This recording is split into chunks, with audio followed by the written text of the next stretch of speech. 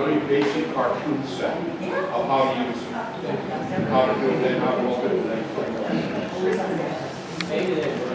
Go there, go baby. Well,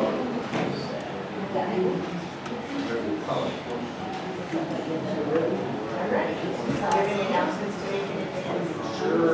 All right. Commercials. All right. Infomercial.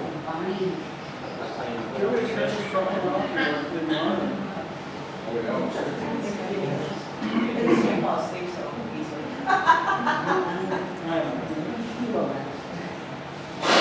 Good afternoon, everyone. Carl, it's always good to see you. Well, welcome to the museum. I recognize pretty much all of you. Any people here? Oh, okay. All right, well, for the two new people, I will introduce myself. I'm Chris Cosley. I'm the president of the museum. I think the rest of you know me from my usual pre-lecture commercials. So welcome to the museum. We are here trying to tell the story of Michigan and its contribution to the defense of this nation over the last 100 years or so. So today we have a particularly pertinent lecture on that, the First World War, Michigan-based hospital unit. Before we go into that, our next lecture, or not really a lecture, it's going to be a film, is going to be March 31st at 2 p.m. in this very room. We will be showing the life and times of Rosie the Riveter, which is it was in 1980. It was produced in the early 80s, I think, possibly 81 or 82. It's an interesting film.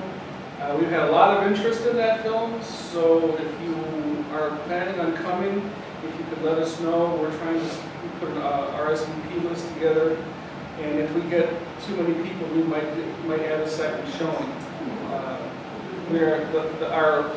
Our women ordnance worker chapter of the American Rose of the River Association that is based out of this museum. They intend to be here and decorate the room, which is always fun. They will be serving Rosie-themed popcorn, which I'm personally kind of interested in myself to see. Knowing Betty, who's in charge of it, is by trade a pastry chef, so everything she brings is always really good. So it should be it'll probably be worthwhile just to see what she does with popcorn. So that said, if you're planning on coming to that, let us know. We're going to start a list, and like I said, if we get a lot of people, we might have a second showing to that. After that, we have one other presentation scheduled, the final presentation of our fall-winter 18-19 schedule, which will also be a World War I themed lecture. It's going to be on April 14th. A local gentleman, Michigan gentleman by the name of Mark Rudd, wrote a book about I believe this is his grandfather. His grandfather's service to World War I, and he will be here to talk about that and sell copies of the book. So put that on your calendar, should be kind of fun. And then we also have a fairly robust summer schedule shaping up with a number of historical reenactments and living history type things. The flyers are out there on the table if you haven't got them. There's membership forms out there. This is an all volunteer, all membership based museum. So if you haven't, please drop some money in the gray box. Our lectures are strictly by donation. And we did get our final snowplow bill for the winter in the mailing yesterday. So put a couple extra bucks in there. So you can pray it doesn't snow again. Found that parking lot was way too much money. So with that, the end of my commercials, I will turn the floor over to Beverly and Base Hospital 36. Yep. Okay, I'm Beverly Bishop, and I am a highly skillful pharmacist, and drug information was my skill for many years. And then I retired, and I found, like I crawled out from under a rock. There's so much good history out there. So I started using the same skills of developing into things, and so I found some stuff on World War I. I got so excited I started presenting it. So I am not an official historian, but I've drilled down deep for you, especially in a narrow kind of just Macomb County. And what did we do? So, I am not a reenactor today. I am a reenactor at the Crocker House. But today, I did dress up for you because it was fun. And I am wearing the boots of the year, which would be tied, and they would be buckled, but they would not have zippers, right, in the 1920s, no zippers. And the materials, what are the materials of the clothing at the time? Cotton. Maybe if you were hoity-toity, you'd wear linen to a fancy thing, but if you're going to work, it's in cotton. So many vegetable dyes were used to do this common, cheap cotton, and so it would be in colors like this. We have no color pictures of that time. But if I were going to go work in a factory, I would get a pattern, like so. And it was in all the women's magazines. You could get these patterns and you would make yourself an outfit. And you would pull it in tight around your ankles, you'd wear your boots, and usually you had a nice belt on, a big leather belt that hooked together. And so we'll talk a little bit about the clothes. This is just something to hold your hair up. If you go to Rosie DeRiveters, what color are they? Red, right. And they were like a uniform, and they had little dot earrings. They were so cute. But I'm her mom. You know, I'm 20 years in advance of her, and we just did our own thing back then. So that's why I wore that today. I got some cotton in the right color, and thought I'd show you what it looked like. So I want to cover World War I. Can everyone hear okay? Okay. And we're going to talk about it. Now, the dates are kind of important because it's very compressed. It starts out April 1917, when we declare war, and then November 18 is when it ends. So it didn't last very long.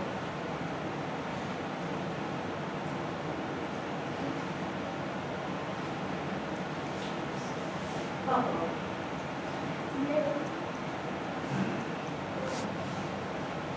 Who can help me? Oh, I know. Thank you. I think I got it. Okay, so how did they communicate information back then in 1917? Well, everyone had some newspapers. There was only one daily that was in Macomb County. So you would get maybe a Sunday, a daily, and then you would buy all of these stereoscopic things so that you could sit and think about what is going on with your son, your husband, your brother who has gone to war. So what happens is at the very top, Queen Victoria loved this and had it made into a stereoscope that looked like this. And then Oliver Wendell Holmes here in the United States had it made into something that looks like this and this. I have two examples up here on the table, and the really rich Victorian people in the United States all had one because it was in their formal parlor. It was a stroke of richness. Well, Oliver Wendell Holmes made no patents on this, purposefully, so everyone would get one, and get one they did. Whether it might be just in wood like this instead of metal, but they were everywhere. And there are so many of these stereoscopic World War I cars. And I just brought a smattering there, and anyone here is welcome to put it in the scope and go ahead and look at it. In the 50s, our U.S. government came up with this to help our field people reviewing maps. And then what's this over here? The Viewmaster. Now, who here has not used a Viewmaster? Everybody used a Viewmaster, of course. And now, of course, you know, we've got the ones that you buy from Walmart for a couple $100, the virtual reality, and it's all 3-dimensional, 4-dimensional. So anyways, this is how it started. This is what our ancestors were using. So we're going to talk about that 19 months of the Great War. And I'm going to introduce you, first of all, to the early 1914 European War that we were involved in because we cared about our ancestors. If you were Belgian or German or French, you knew that was going on over there. You cared enough. So your heart was there. And in an early magazine from 1914, they are asking you to please make the soldiers their socks and their bandages, their wristlets, their gloves, and their hats. So already the women were mobilizing and doing that here in Macomb County. Then, okay, we start the war in 1917. Why do we go to war? What happens? What's that? Lusitania? The Lusitania gets, yeah, that gets blasted. That was a bad, bad thing. And what else? It was just unrestricted submarine warfare that continued to found a lot of American ships.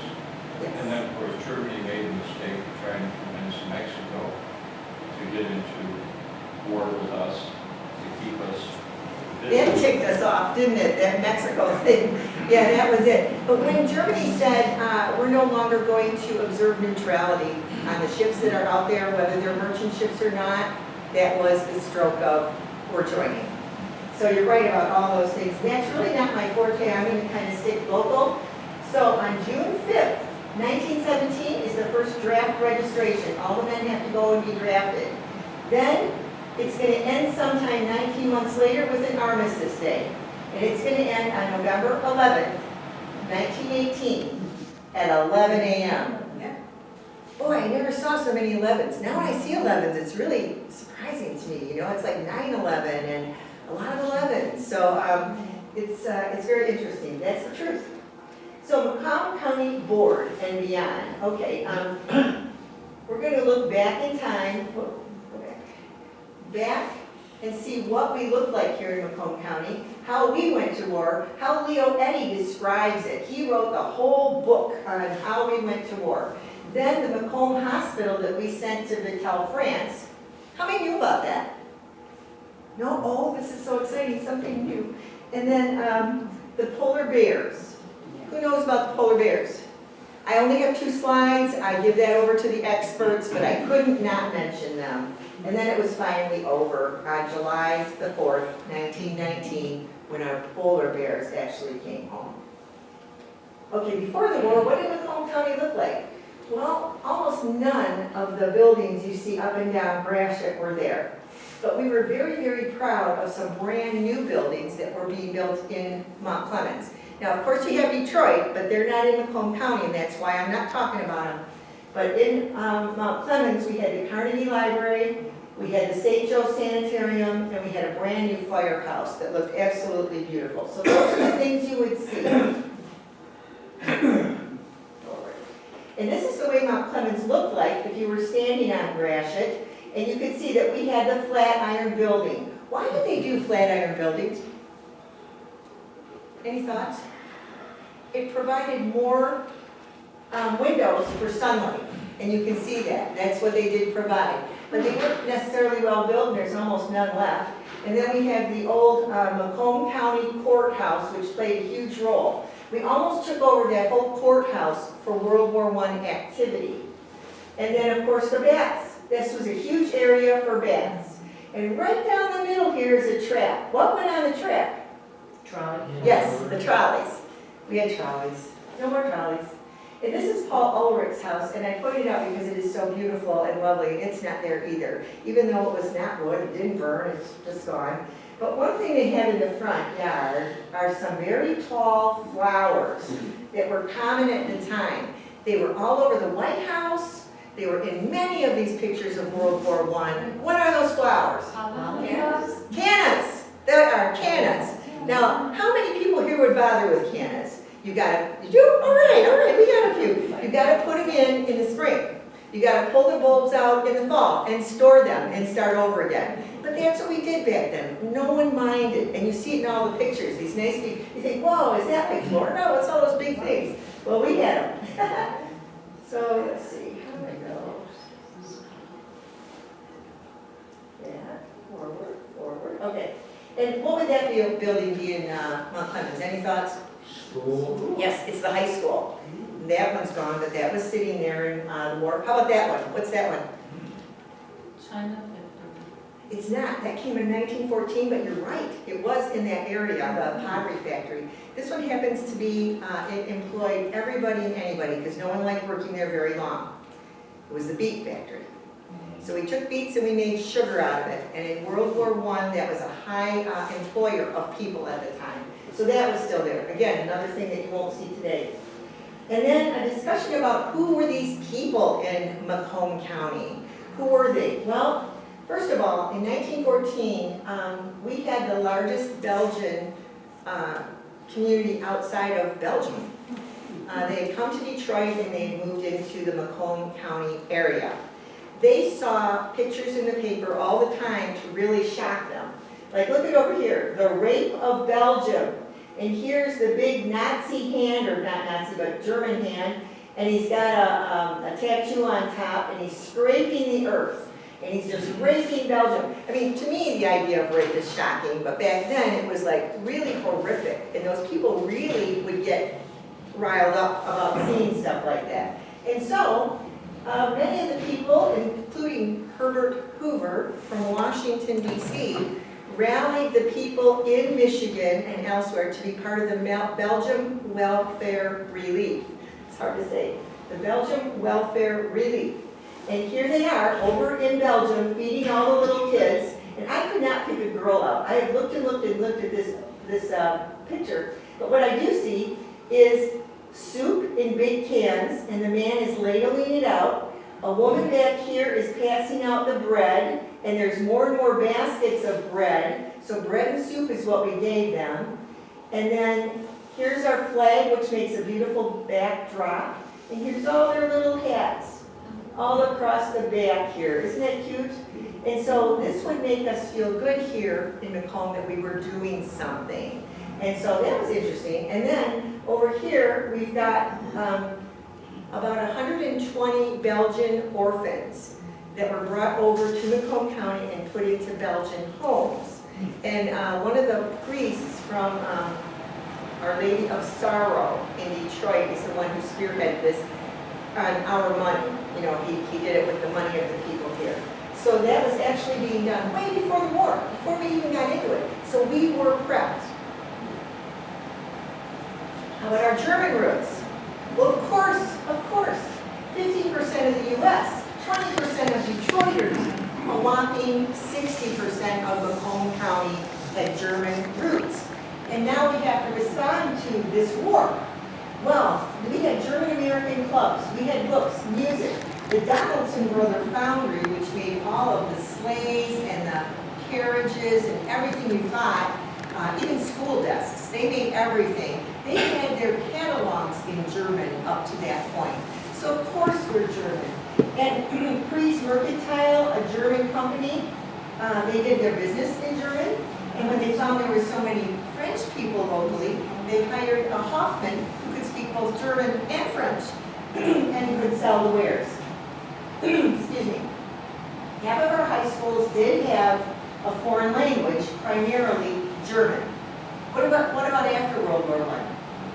How many had it after that, do you think? They abolished it. It's really so unfortunate. They got rid of the German language. So now you don't find it in very many high schools. You and probably your kids all took Spanish or French, right? Right. No German. It's really unfortunate. And then Macomb County did not, and I repeat, did not lynch, tar, have book burnings, have stein breakings, have dog killings. We did not, but those are recorded in the paper for all over the United States. Because people do crazy things when they get upset, you know, I mean, it didn't even make sense. And then we did not do that, none of it. So I looked very hard. We did not do it, so let me see. Okay, but what did happen that was a problem? They were becoming suspicious of German people because this man right here, who is a spy, was living in Detroit, and he was head of a spy ring, and these are the FBI surrounding him and dragging him off. He was in cahoots with people in Canada. They blew up the Allied buildings that were planning the attacks that Canada was involved in. But he was here in Detroit, he thought he was safe. We weren't in the war. Well, he got arrested anyways, and he was in cahoots with the ambassador from Germany to the United States out in Washington. So they linked all those pieces together, and he had to go. He got jail time. The ambassador got sent home. What about, who is this guy over here? Henry Ford, thank you. What was he doing at that time? Trying to negotiate peace. He was trying to negotiate peace, exactly. And he actually paid for this ship and a whole bunch of activists to go over there. So he gets over there and he thinks if a real human being talks to Europe, you know, the heads of state, maybe they'll just stop this war thing. You know, we don't need a war. So what happens when he gets over there? Anyone hear about that? He gets the flu. He gets the flu, he's so sick he can't even continue with these meetings. So he sent some others and it did not work out. His ship was turned around, go home. So this was very near and dear to me. It was like personal, because here is my grandfather, Theophile Delmont, a Belgian, and here is my grandmother, and she is Amelia Reichenbach, German.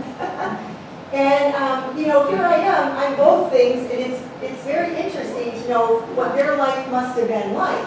And so, of course, her brother ends up being Anthony Reichenbach, who is dressed in his World War I uniform because he served as a polar bear.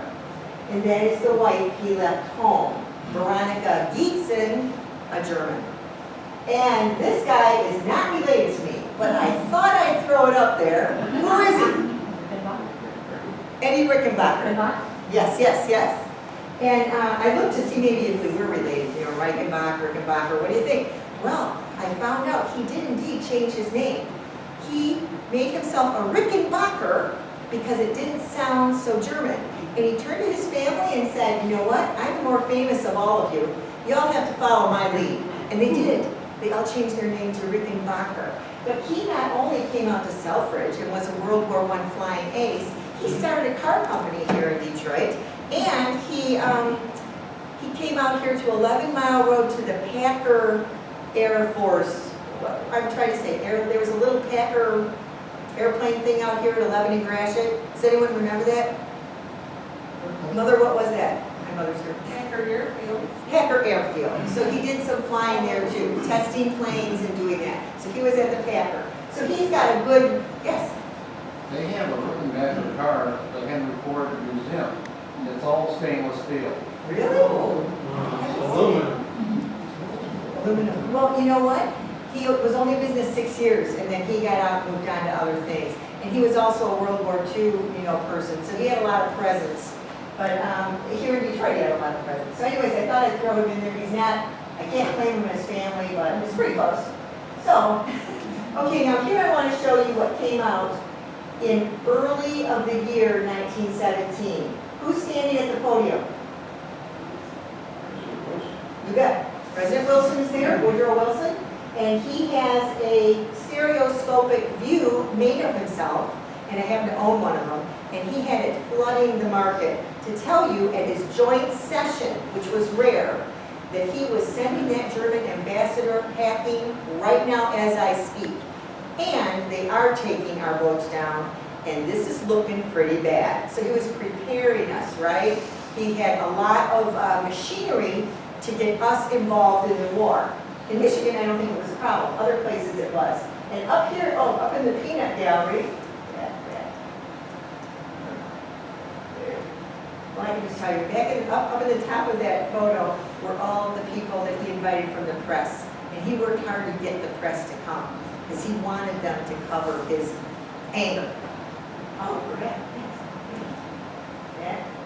Okay, so I pulled out some directories of the time to see what life was like, to look at it a little further, and I found that in Mount Clemens, we had not only a library, private schools, and lots of clubs, but we also had 3 bands, a convent, 10 churches, and guess what?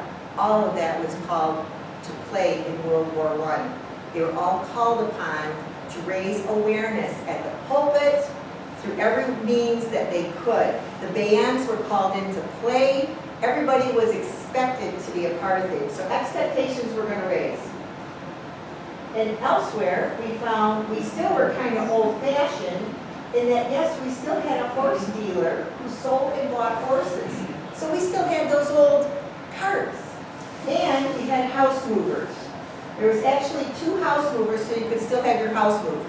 I mean, no one today would do that. So it's just kind of old-fashioned, thank you. And then, who else did we have? I was particularly interested in this George Crocker. He lived at 116 New Street And he had lots of celebrities, local celebrities. Harry Woodrick lived down the way, he sold cars. And then we had Miss Ellis Tucker over here. We had lots of people on the street. He was in good company with the different churches that were also a part of that street. But George Crocker is one of the only things that live on.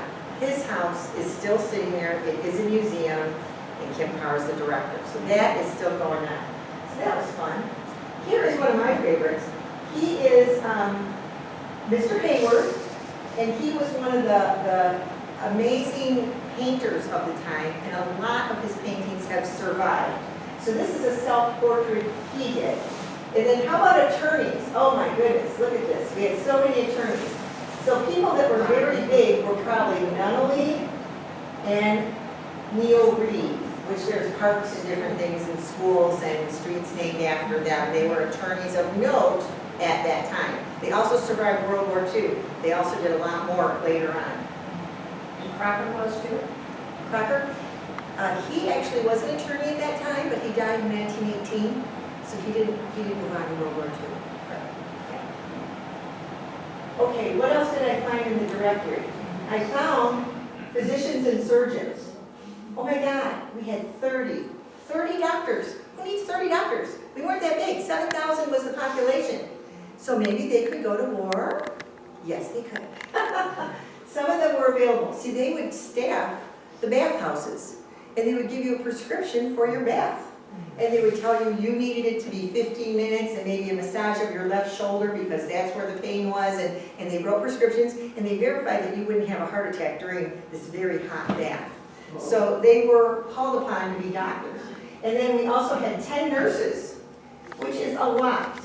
We had 10 nurses in the area and all those physicians.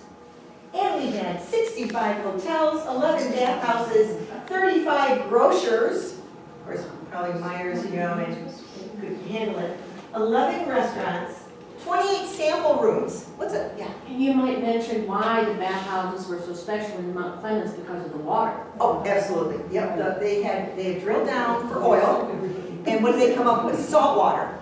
And then through a number of anecdotes, they found out that it was a healing salt water, and so they started to heat it and started to use it in a very prescribed fashion.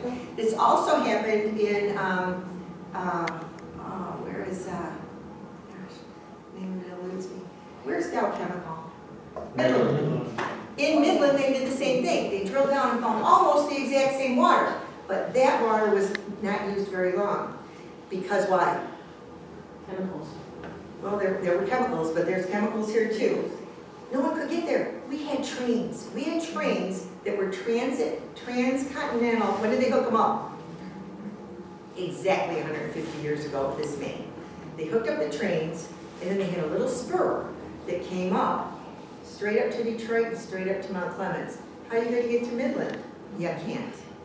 You have to go by horse and buggy. No one's going to do that.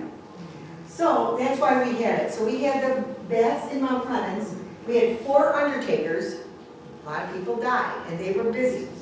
And then we had 1 taxidermist. We had to have one because it was still very wild all around us. While Detroit and Mount Clemens were concentrated, in between, you could still hunt and fish, and we had tons of expeditions. If you came up for a bath and got bored, you just hired yourself a guide to take you out hunting. So you could bring it back and have the taxidermist fix it up. What are sample rooms? Good question. Does anyone know that? What is a sample room? Well, at first I thought it was where you drank. You go and have a sample, maybe a shot, but it's not. I have been corrected. A sample room is when companies come in to sell you things. All these people need wares. Didn't the hotels need linens and plates and just every manner of thing? And so they would be able to set up their samples and then advertise that they would be in town. Maybe they were selling East Lake furniture, whatever it was. They could set it up in that room, and the community provided that room so that the community could gain from the purchase of these materials. I mean, we just go to Myers, but anyways, it's a very different time. And over here, I thought was interesting, Harry Woodrick could sell Hupmobiles. Who's seen a Hupmobile? You've never seen one? Y'all gotta get out to Stahl's. Stahl's Motors has a Hupmobile, and it's so cool. And so he sold Maxwell's and trucks, whatever that was. And Harry Woodring was, one of his descendants was Betty Jane Woodring, or Betty Jane Wogan. Mom, I know you know her, but she was really into history for a very long time locally here. So I just brought that one up. And now we're gonna go to war. We've got the set, we know what life was like. So now we get a colored photo. And guess what? This is not a stereo view. This is a postcard. And they made them by the millions, and the first one was in color because President Wilson wanted to push his agenda. So here he is again, and now he is truly declaring war. And he has a colored flag, he's got all the press still there, and it's a joint session. He's bringing out the guns now. He's got the man, do you know the guy who was his promoter? Who brought us all into the war?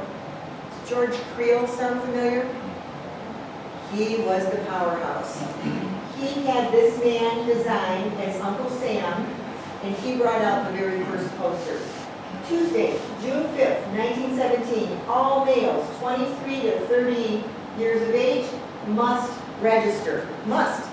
First mandatory draft registration. And now everybody's getting on the bandwagon. We are ready to go. We need transportation, parades, and Liberty loans. That's what we need. Transportation happens because Selfridge Field is getting initiated out there. Transportation runs up and down Gratiot, bringing things almost all the way to Canada and all the way back down to Detroit. And this is a picture of our pathway. What's the name of, what do we call halfway today? East Point, yes. And so that's our interurban tracks right there. And of course, bands. I already mentioned we had 3 bands in Mount Clemens that were available, but we also brought in something called Jackie Sousa, and that band was very popular and kept coming back. And if you notice behind there, we've got Nank and Priest selling automobiles. It was exciting times. We were getting automobiles. And we had the great Howard. Has anyone heard of him? Oh, I'm sorry. All right. Great Howard was a doctor. And he came from Scotland, and he looked around Mount Clemens and said, oh, there's a lot of doctors here. I'll do a vaudeville act. So that's what I know. So yes, he was a really gifted ventriloquist. So he worked up this very, very funny comedy about a dentist shop. And of course, everyone was fearful of dentists, so he made it very funny. And then he would have a young boy who would be his taunter. And then at the end of about 20 minutes of raucous laughter, he would then say, and now is the patriotic portion. And he would bring out his very own song, Somewhere in France is Daddy. And it's a very simple melody, and he would play the melody, and then he made everybody stand up and sing with him. And they did, and he sold quite a bit. That's where he made his money. So he sold his song. But there were a lot more really, across the United States, there were songwriters, right? That was the time of songs. Do you know the name of any of them? Cohen, is that ring a bell? Wine and Roses. Wine and Roses, okay. Over there. What's that? Over there. Over there, yes, yes. That was a big song, yes. And I wish I could do music for you, but I'm going to leave that for someone else. Okay, everyone got caught up in the war excitement. So this is like a world view now. We're out of Macomb County. Walt Disney went ahead and joined the Red Cross at 16 years of age. He contracted influenza and had to come back. He did meet Ray Kroc, who was the founder of McDonald's. So he drew cartoons, and while he was there, mostly he gave tours. His was easy. He was not hurt over there, except for the flu. Ernest Hemingway, different story. He was also a Red Cross ambulance driver, and he was in Italy. After 2 months, he was almost mortally wounded and had to come back to the United States. So he was there, but he wrote a book, and he sold his book, and he got something out of it. And then at the same time, we had a lot of women drivers. This is a picture of Canada. And a lot of our women went over to Canada just to get involved in what was going on. These are drivers for ambulances, women.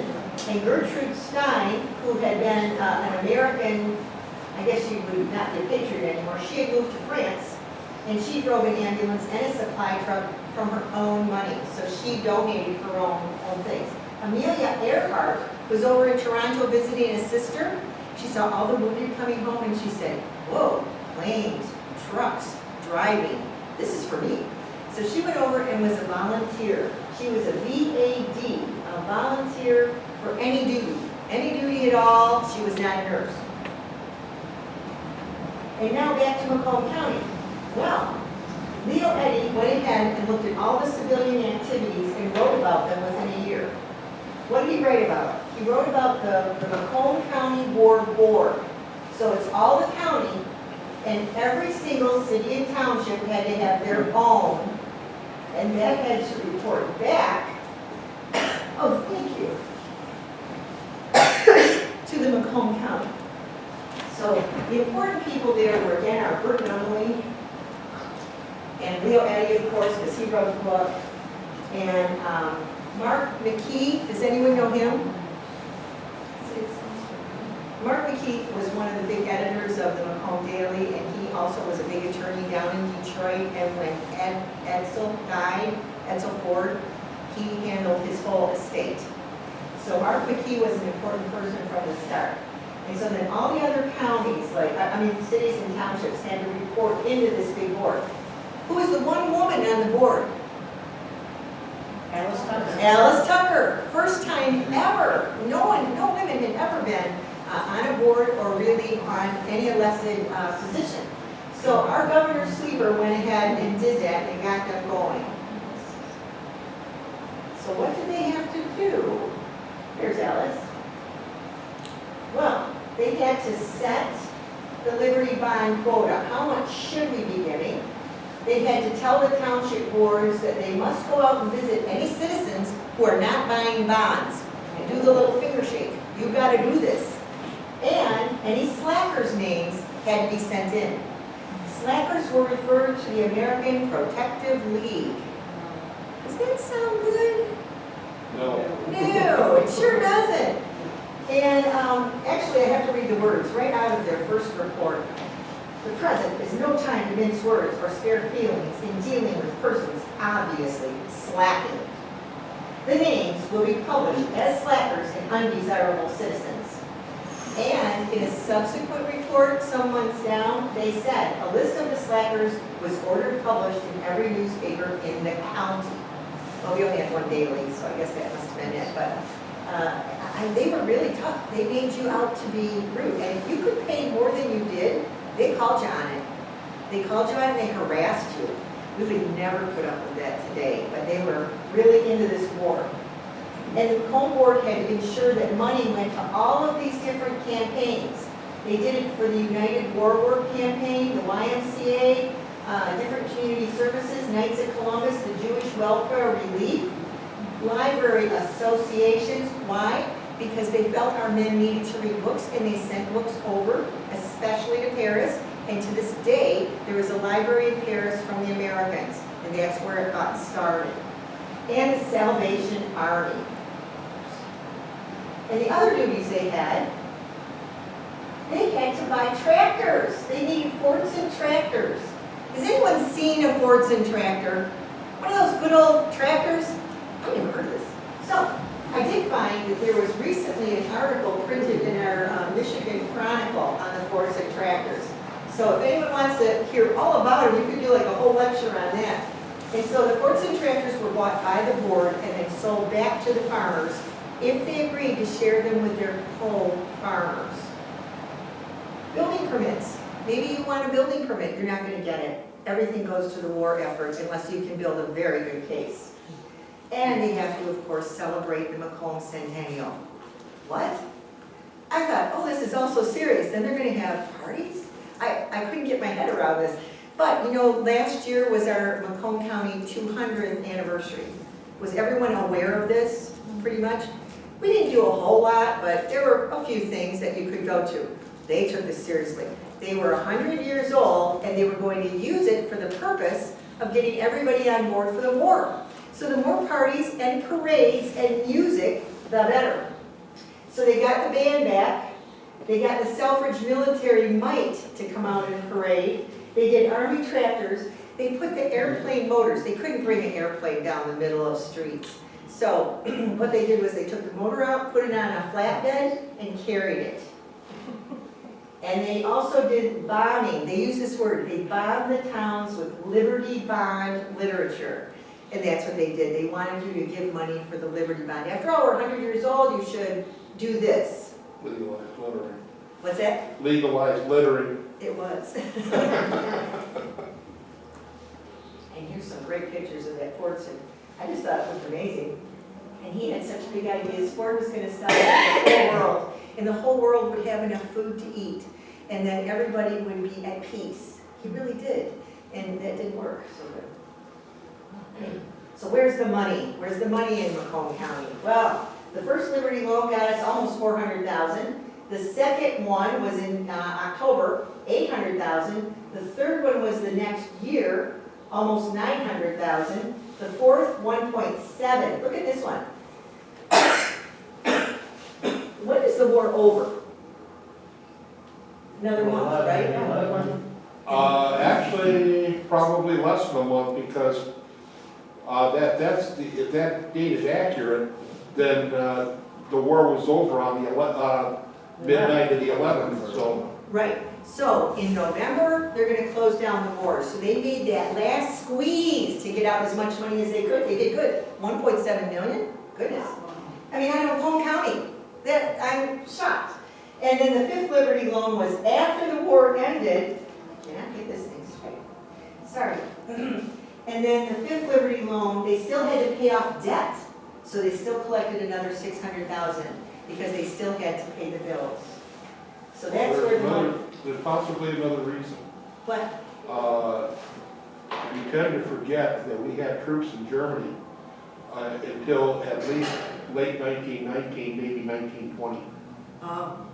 So we We still had maintain occupation troops there.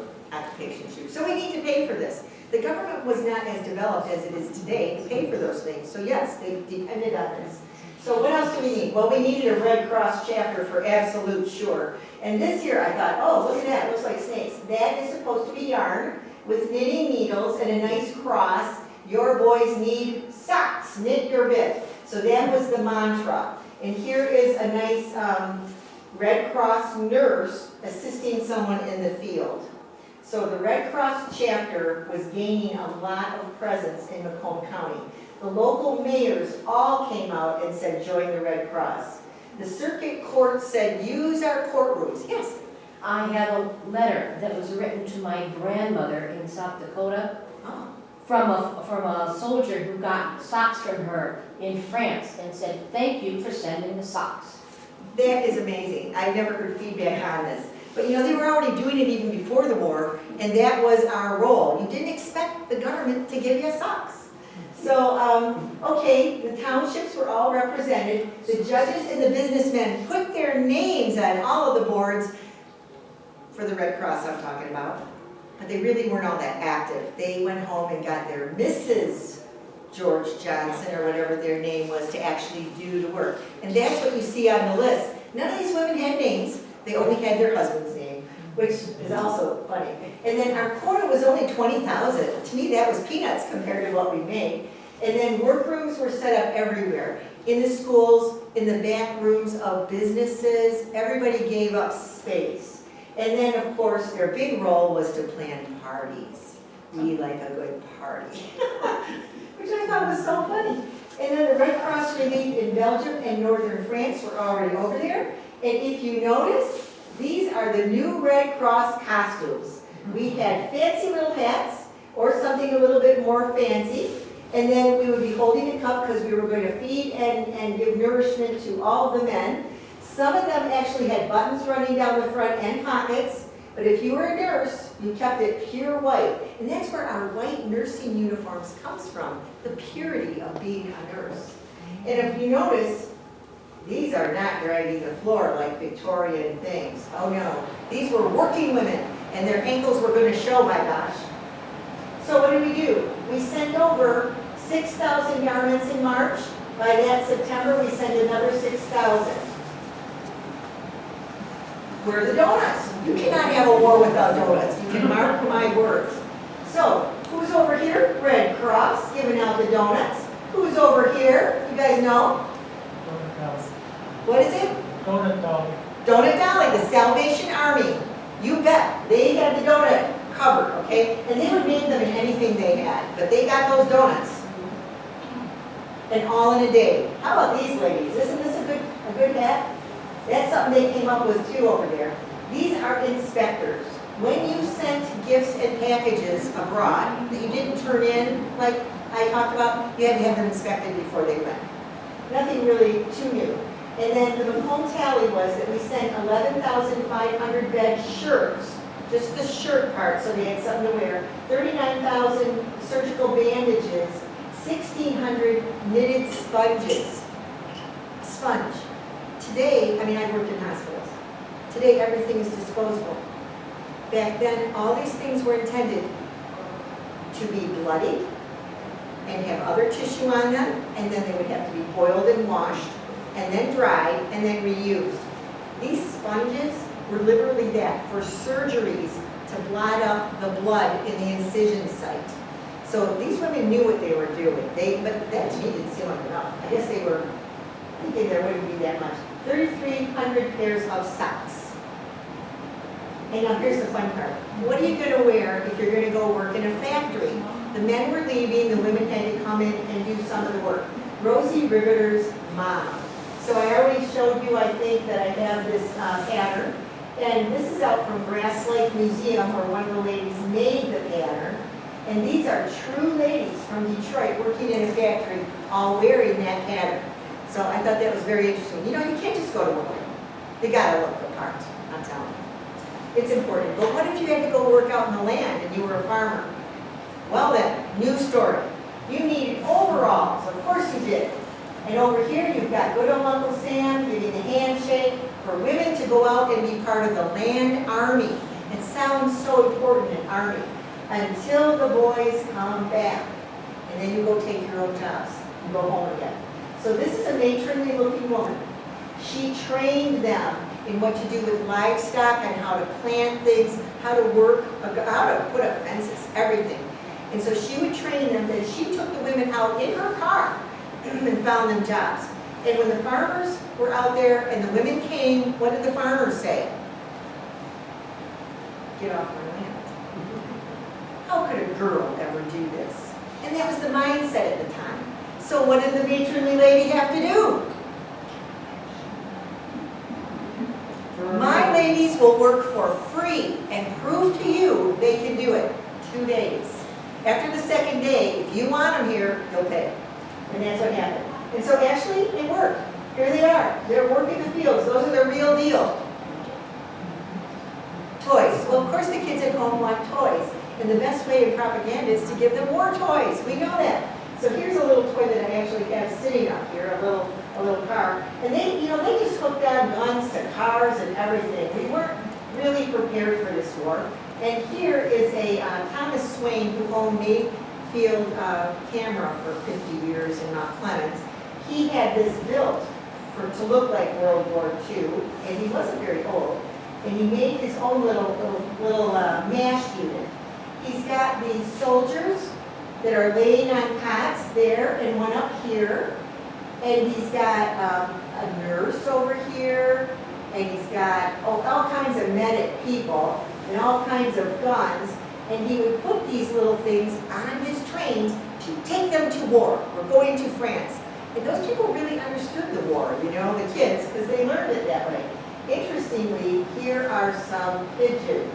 What do they use the pigeons for? Communication, yeah. They had to send messages there. So they had toys. These were from Greenfield Village, and they were again cutouts. You could cut out all your little men and put them on little holders, and you could run them around your kitchen floor, I guess, and play soldier. Now I want to tell you about the base hospital that went. We had a base hospital number 36 who left from Detroit College of Medicine, and it was the biggest base hospital up to that time that left. We sent 2. Harper Hospital sent one, and and Base Hospital number 36 sent one. Harper was so small, they had to combine with some other ones in Connecticut. This one was so huge, it took them forever to get off the ground. They just couldn't get everything together to go. Now, some of the base hospitals actually went to war, and they took over for the English and said to the English, you've had enough. You go on home, we'll take over. So everything was set up for them. And in fact, that's what they're talking about, like in this book. Chicago Hospital, they sent out a huge base hospital, but all it did was fill in as the other guys left. These guys put it together from scratch. So our Macomb Hospital was D. Why? Because they were all Macomb workers. All the doctors and everybody had come from Macomb. Their purpose was just to sew up French soldiers or anybody who didn't have to be American speaking. That was their job. So they learned a lot of French. And this gentleman, I don't know if you've ever heard of Carl Schmitt, but as we were forming this hospital, he came forward and said, I'll give you $35,000, a huge amount of money, toward this hospital, and suddenly they doubled capacity. Because he said, you know, I've been supporting the hospitals for the German injured. And I'm an American, and now that we are at war, I will support the American hospital endeavor. So there were some statistics that we had to have one base hospital for every 20,000 men. He put up the money, and we sent enough for 5 hospitals, A, B, C, D, E, and we had a capacity of 29,000. It's huge.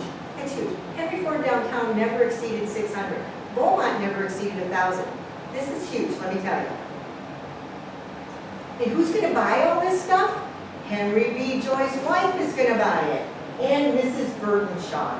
They were the ones tasked with getting all of the stuff together. Again, I'm amazed. And they did it. And look at her outfit. She's got a good outfit, huh? She's got the hat, she's got a nice coat, and it's short. They're not, you know, they're mothers. They are coming forward with a new look. So the base hospital left Detroit.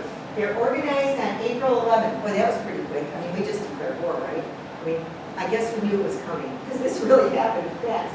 And people were giving money, and they said, okay, we're looking for 24 officers, 100 nurses, 200 enlisted. The Red Cross is going to oversee the whole thing to keep everything on the up and up. And so they got all the men down there, and they started drilling them on Eastern Market and Belle Isle 2 and 3 nights a week. They encamped them in the state fairgrounds as they were getting everything together. Then it got so cold, they moved them all into the automobile building. And then they first deployed on October 22nd, 2017. They were in ships for 2 months and finally arrived. So it was 2 months to get there. And who did we send from Macomb County? We sent this man, who is Dr. Barry, and they called him the old man. And after he had his practice here in Macomb County, he had no children. He donated all of his money to build the Martha Keyberry Hospital. So that's our connection. This man here is Warren. His name was A.J. Warren. He was younger, and he also never had children and donated all of his money toward healthcare endeavors when he got back. But these are the 2 men that were in charge of the Macomb Hospital. And look at their hospital. It's amazing. Here are 2 guys out of Mount Clemens, and A.J. Warren had lived in a bathhouse because his dad was the manager, and then he gets sent to build a hospital out of a bathhouse in Battelle. How ironic is that? It wasn't such a stretch. He did it. So that was just totally amazing, the ironic parts of it. And then, of course, Roy Gamble. Roy Gamble has been a muralist in Detroit for a long time. Roy Gamble had exhibited already, he was skilled, in 1914 in Paris. He was friends with Gertrude Stein. He studied under William Merritt Chase, and now he's a soldier. So he goes off to war with Base Hospital number 36. He records everything that goes over there in pictures. So rather than give you the statistics, I'm going to show you his pictures. Here he is with all the nationalities peeling potatoes. they only had 200 soldiers, right? I told you that for these huge hospitals. So if you were well enough as a hospitalized patient, you contributed. Peeling potatoes? Peeling potatoes, yes. And anything else that needed done. That's right, and anything else that needed done, they had to work on everything. And here are two, just to show you that there was everybody there. Anyone who got injured came to these hospitals. So there's someone, a Moroccan and a French soldier. These are the men sitting around whatever heat they could get. Again, no central heat in these old hotels. Sitting around playing cards. Do you see the cigarettes hanging out of their mouth? So he recorded that. That's what they did to pass the time. Here's a French soldier being bandaged by one of the nurses. And I don't even follow this one. He put it in the book, but to me it looks like a trench. He doesn't explain it. It's a dugout. Why would he have sick people there? Actually, it kind of makes very much sense. If it's up on the front lines or anywhere within artillery range, you have to have people under shelter from the artillery shells. If not, if you were out in the open, the bursting radius on there, if you were underground or inside, basically, at least for the lighter shells, it would absorb the blast and the fragments. I see, so it's safer. So maybe that's where they had some of the hospitals. Well, I know they use those hotels, but in addition, this ends up as a picture there. So your explanation probably works for me. and the other thing is that they would be there for a short period of time until they could get evacuated. Okay. That might be one of the collection points. That could very well be, because they did extend these hospitals. And of course, they're washing dishes all together now, you know? It could have been a little United Nations. These people were getting along. And now this is the best I could get for you. I have several of these, and this is the best. What is he doing there? Getting a bath. These are the men they've pulled out of the trenches, and not only are they caked in mud, it is stuck to them like glue. Has to be chiseled off, has to be rinsed off, has to be cleaned off so they can get them to surgery and for them to be reviewed by a medical person. So they would have only men doing this job. Here's part of the men that were there. I was looking for individual people I could find. You know the bad thing about World War I, they took tons of pictures, but they didn't label them. Who are these men? I don't know. Many times they didn't know. They didn't know. They didn't keep track. And here are two soldiers sitting around in our hotel. And it does look just like a hotel, doesn't it? I mean, they had some of the furnishings still left. And I thought that was fun. And then, of course, I would be remiss if I didn't mention all the posters. This was a huge time for posters because we had learned this special color lithography. And they used it very well. And they learned to print these so fast, you could blink and they had a million of them. I may exaggerate. And so what did they do? They were everywhere. This one, the Hun, blotted out with Liberty bonds, so you should give. Then there's the National Savings Day. Over here, the target market is obviously women because it says can your vegetables, can your fruit, and can that Kaiser. So by providing your own food, you are doing more effort. And this one is quite a winsome looking woman who is saying, you know, the Red Cross. You need to give money to the Red Cross. So that's lovely. And of course, Joan of Arc. Oh, of course, Joan of Arc. She was the very first one that saved France. So now, if she could save France, American ladies, couldn't you save us in this war? And so that's their point.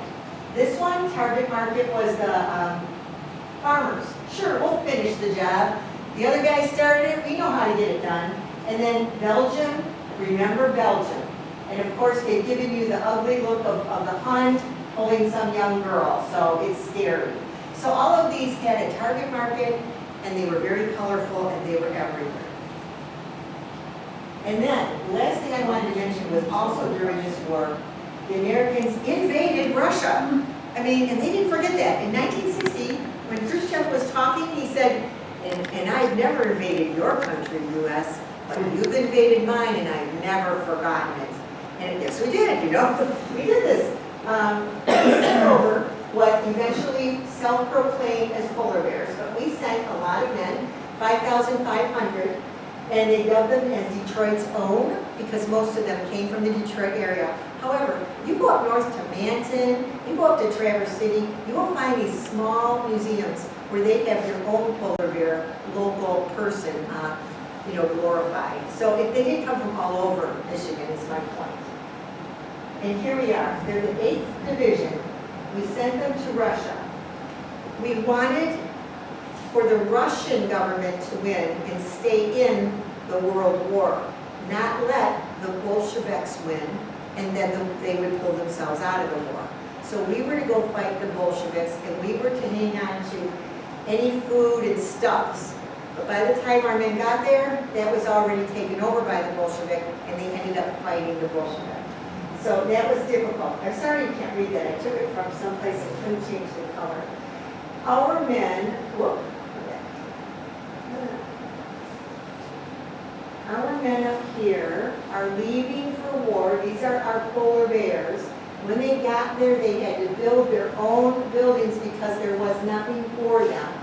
So they left Detroit in July of 1918. July, August, September, October, November. My gosh, they're not going to be there long, are they? Wrong. We left them there. So they had to stay on. We sent over the 339th, the 310th Engineers, the 337th Field Hospitals. So I combed cemeteries looking for those 3 numbers. And I found one in Roseville, and his name was Tarnowski. He had served with the 339th. He was one of the few they had missed and fallen through the cracks when they tried to get the whole list together to know who these polar bears were. I was really excited. And Mike Grobel backed me on it. He did all the research. So we found him. And then while they were there, they had negative 50 degree temperatures. We never had planned for that. They didn't have the proper outfits for minus 50. Minus 50! Oh my God. So it was pretty horrible. And wouldn't you know it, they had their very bloodiest battle on Armistice Day. Of course, Armistice Day did not apply to them. And there was great pressure in Detroit to bring them home after the war, and they finally ended up coming the next July 3rd, and then on the 4th of July, Detroit honored them with a very big party. They were the self-proclaimed polar bears. And Mike Grobel can do so much more than I can. These are the ones that came from Mount Clemens. And I didn't know why my relative, who was a polar bear, didn't show up. But he probably was from East Point. He was over this direction more than Mount Clemens. So these are the ones that came from Mount Clemens. And you might recognize some of their names, like Harold Green, Don Greens. Does anyone know Don Green, the historian from Clinton Township? That was his family member, Norm. And then there was Ulrich. You might know that. Roy Call's funeral home. That's him. So they were quite a tight group for a long time. Finally, the war is ended. The Mount Clemens Daily Leader has an extra. Extra means that it was so exciting they had to put an additional volume out. So they did, for this purpose. And after the war, we identified 50 men dead from Macomb County. The American Legion Post names Harry Ulrich as so they're the Ulrich Post because he was the first death in Macomb County. And also, if you notice, that's exactly 100 years ago this year that they formed their group. So they are celebrating it, the American Legion Post. And then May 30th, 1919 was Memorial Day's parade, but our polar bears weren't there for that. They didn't make it home until July. So this was huge. They got out, the priests, the ministers, everybody gave talks. The Pagoda Band led an entire group of people out to the cemetery. Selfridge sent planes out to fly low over the cemetery in respect. And 600 servicemen were served lunch. And then all the reverends and the judges got into the act giving speeches. Then there were vaudeville skits at the Bijou Theater. And then there was dancing all night. And the girls could stay. They didn't have to go home. So that was the big Memorial Day celebration. And then I thought it was interesting that more things than that happened. You know, if you came from Belgium or France or Germany, came to the United States during World War I and fought for the United States, you got citizenship. Undeniable, hands down, citizenship. So this particular gentleman did just that. He left Poland, he came here, he served for us. Then he went back to Poland. Now World War II is looming, and he says, wait a minute, I don't have to be here, I'm a U.S. citizen. He grabs his kids and gets the proper papers to come back to the United States for World War II, but not his wife. It was not extended to a spouse. So he came back here with this young lady, Maura. Maura that marries Don Green, who is pretty important locally, historically, and I guess the rest is history. But, you know, her mother took 12 years to get approval. The war had to start and be over with, and then she finally got approval to come back over here to the United States. So it's kind of sad that it broke up families, but who would have thought that, you know, by serving in World War I, changes the course of so many lives. And if you look all around, so many of the churches have lists of who served, both inside and outside of the churches. And this is a very interesting calendar I picked up in Manton, Michigan. And this is January of 1919, and look who's coming home. There's Soldier Boy is coming home. The dog is excited. Mom and Dad, her skirts to the floor. If you started wearing long skirts in your hair up, you died wearing long skirts in your hair up. They did not switch after World War I. They stayed the same, which I thought was very telling. And they still had coal, fireplace, heat, and of course they had their son's picture, which everybody had pictures. And now every time I go to museums, I find all these pictures. I don't know who these people are. They didn't keep track of it. It's too bad. And here there's Joan of Arc. Joan of Arc is heralding how great we did in World War I because everyone thinks that Joan of Arc can do what we can do. And our good friend Roy Campbell went back to his high school in Detroit, made a huge mural, and put up all the names from World War I that served from that high school. So that's still there today. Which high school? Oh, name a few. I can get this in multiple choice. I just asked in case you knew just off the top of your head. You know, If I you should don't, have then reviewed don't. all my notes, but Yeah. it's in, you can find it on the internet too. If you search Roy Campbell, you'll come up with this and it'll tell you what high school. It wasn't Cosno, it was, oh, that's Warren. I just don't know the names. Pershing or something like that. There's a number of them. But the other thing is, it's not unusual. One other thing though too, with respect to the citizenship angle, Yeah, that also pertained in a bit to World War II as well. There are numbers of foreign who came over, fought for the Americans, and were awarded citizenship after the war. However, citizenship, United States citizenship was a funny thing during World War II as well, which I won't go into it now. okay, but thank you. That's true, and it was an angle I hadn't really thought of too much. So, now, if you would really enjoy this World War I presentation, I would like to invite you to yet another World War I presentation that is going to be on March 19th over at the Roseville Library. They're having the dugouts. The dugouts have performed their World War I music here at the Military Museum and were fantastic. And so Roseville is having them, and I'm just worried that people aren't going to remember that what is a dugout, you know? Well, it's a little musical group, and they give an introduction to their song and tell you who wrote it and why was it important, describing a war that it memorialized or something. So I really encourage you to spend an hour doing that, because I think they're fantastic. And they're going to do, okay, they're going to do this one, Mademoiselle from Armistice. Okay, Flander Field's over there. It's a long way to Tipperary. So these are worth going to see. And with that, I want to thank you very much for coming. This Memorial Day, there will be another goings on over at the cemetery where they have all the polar bears, a homecoming centennial this July. So the story was in the Wall Street Journal about our polar bears just last year, so it's not a dead story. And so stay tuned, we're just about to the 100-year mark on that. What Yes. cemetery is that? That cemetery is Whitechapel Cemetery. Yes, that's where the polar bear is. And they've got quite a few of them there, not all of them, but they went back and dug them up in Russia about, 10 years after the war, and they brought them back. Now, my relative died in 1929 and did not see them reburied here. But he would have known it was underway, because they were working on it for several years. There were veterans still out and active as of the early 1960s. There were members that came, like No, polar bears?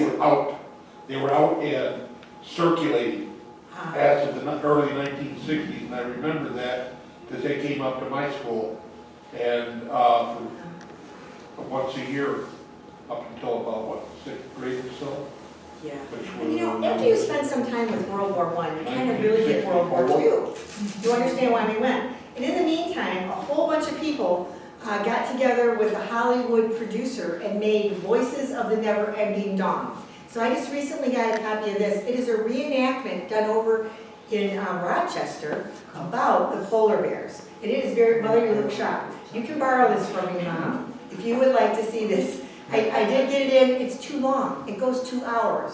You can't hold people into little war sections for 2 hours. I thank you for the hour you donated. That's about all you can expect from people. What was the name again of that? Voices of the Never-Ending Dawn. And I wanted to do a showing of it, or maybe here or wherever. But 2 hours is too long, so I don't know what to do about that, It's just too long. So, Talk to Chris. yeah, I'm sure he's got lots of ideas. He knows more than I do about all of this World War I stuff, so that was it. So I thank you so much.